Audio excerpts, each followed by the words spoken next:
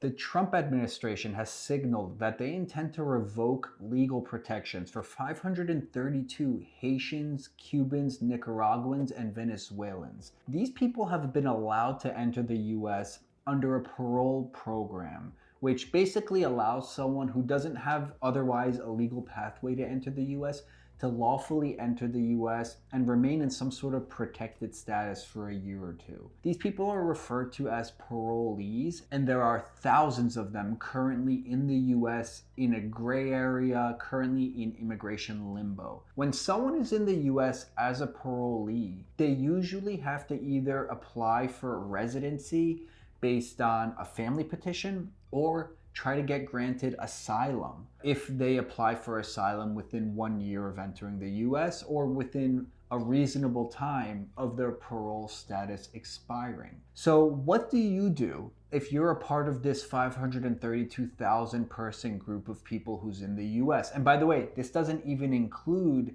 the Ukrainians who Trump has signaled will lose their TPS status possibly within the next year or two. So I'm not even mentioning that group of people. I recently released a video specifically on Ukrainians that you could check out where I did a deep dive into options that might be available to them. The first option that might be available is asylum. So asylum is protection from deportation if you have a fear of persecution, of getting returned to your home country. But asylum is one of the most complex parts of immigration law that you could ever seek protection under. So if you're gonna apply for asylum, I strongly recommend at least speaking with an immigration attorney before you submit your application, because this process could take 10 years.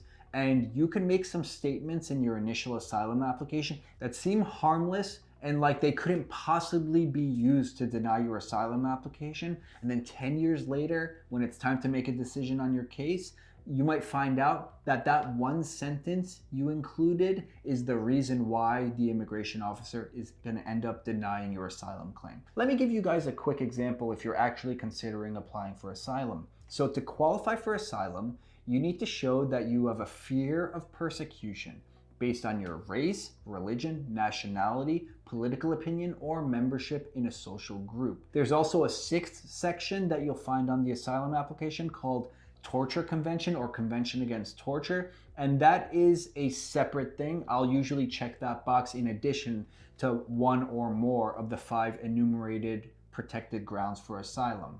So to get granted asylum, you not only need to prove that you have a fear of persecution, which often takes the form of, I'm gonna die if I go back to my home country, but you also have to connect that fear to one of the 5 protected grounds: race, religion, nationality, political opinion, or membership in a social group.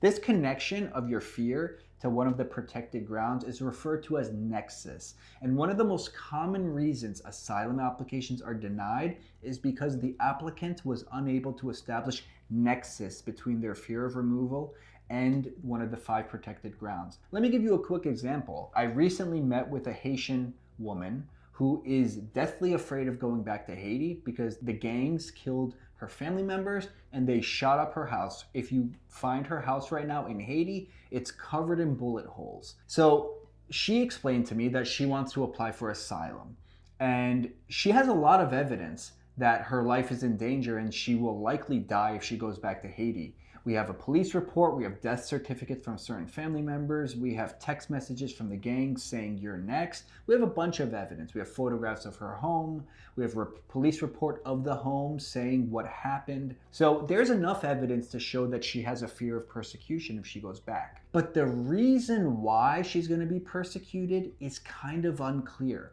Her family was involved with politics, so the best theory that we have is that she has a fear of returning based on an imputed political opinion, which means the people who are persecuting her just assume that she has the same political opinion as her family members who were actively involved in politics.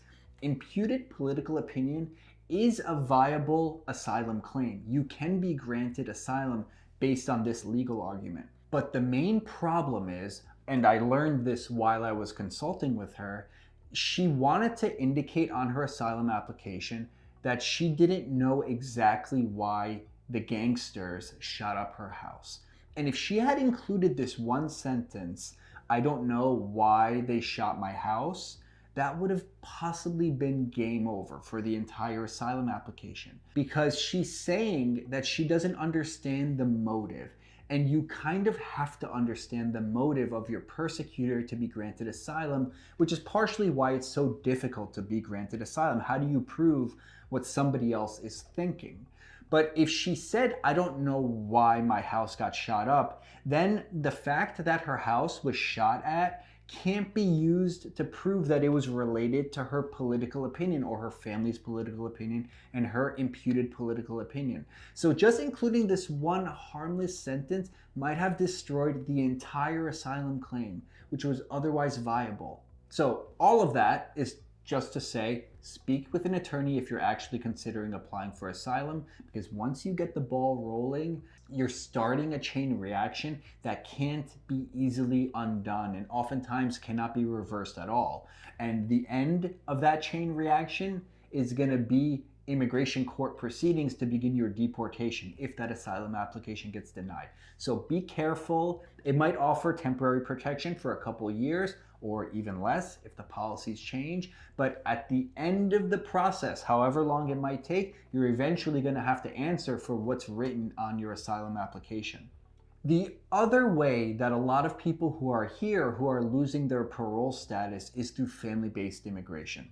I've created a lot of videos on the difference between preference category family petitions and immediate relative family petitions. And the difference is everything for people who are here on parole. Because if you're here on parole, you can only benefit from immediate relative petitions if your goal is to adjust status from within the US. If you're okay with leaving the US and going to your home country to attend an interview at the consulate, then you can also benefit from preference category petitions. So what are immediate relative and preference category petitions? So there are 3 categories of petition that fall into immediate relative petitions.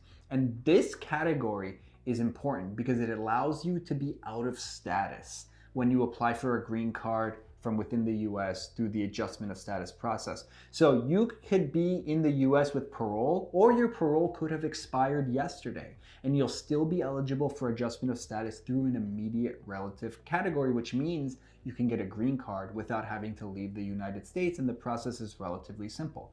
So the 3 immediate relative category petitions that you need to know is marriage to a US citizen, or a US citizen parent who's petitioning for an unmarried child who's under the age of 21, or a US citizen child who's over the age of 21 who's petitioning for a parent. So for all 3 of these categories, you still have to prove that the person entered the US legally, but these people were paroled into the US, so they did enter legally. So they would benefit from an immediate relative category petition. The other categories of petition are preference categories.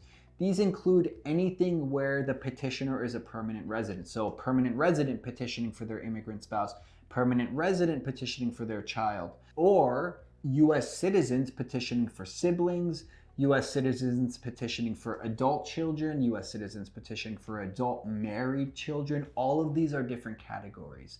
And these categories that I just mentioned are preference categories, which means you have to wait until a visa becomes available. And in the situation where you're petitioning for a sibling, that could be 18 years. Petitioning for an adult unmarried son or daughter, that could easily be 8 or 9 years, and add another 5 years if they're married. So now we're at 14 years. These categories of petition will not allow you to adjust status in the US if you are out of status. So for preference categories, there are a couple things you need to keep in mind. You need to wait for the visa to become available, which can be years or sometimes more than a decade. Then you're probably going to need to leave the US to attend an interview at a consulate abroad. But before you leave, if you've been in the US unlawfully for more than 1 year, you'll first need an unlawful presence waiver. And to qualify for that, there are a whole set of other requirements, and it's actually quite difficult for many normal people to qualify for the unlawful presence waiver. But if you can do all those things,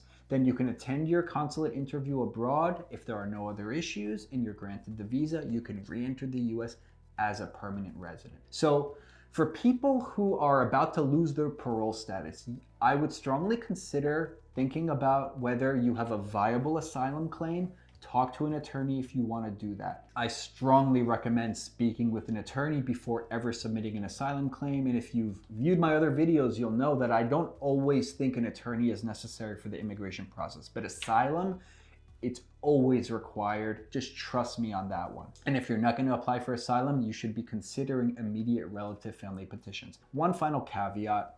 Don't get in a fake marriage just to protect yourself from immigration. You're going to create way bigger problems down the road. I've done several videos on the dangers of marriage-based immigration fraud, so I'm not going to get into it in this video. Just know it's a bad idea, and if you want to ruin your chances for life, that's an easy way of doing that. Alright guys, that brings us to the end of today's video. If you're interested in learning more about Trump's immigration policy changes, be sure to subscribe. I also create a lot of videos on family-based immigration, naturalization, and some of the nuances and caveats of applying for family members. If you're going to go through the immigration process yourself, or you're already a permanent resident and you're considering naturalizing, or you want to petition for a family member, you can schedule a consultation directly with me. You can find my information in the video description below. I would love to talk to you about your case. Otherwise, thank you for watching my video, and I'll see you guys next time for another one.